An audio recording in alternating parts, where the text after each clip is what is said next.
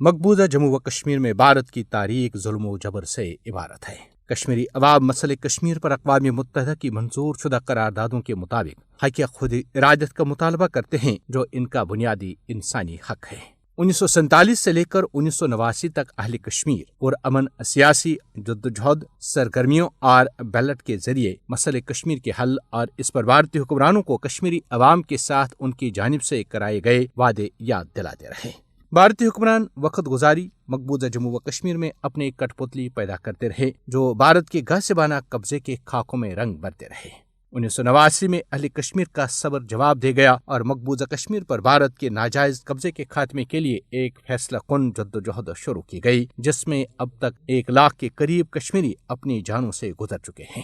ایسے بھی باہمت کشمیری ہیں جن کے 2 اور 3 لخت جگر بھارتی درندگی اور بربریت کی بینٹ چڑھ گئے۔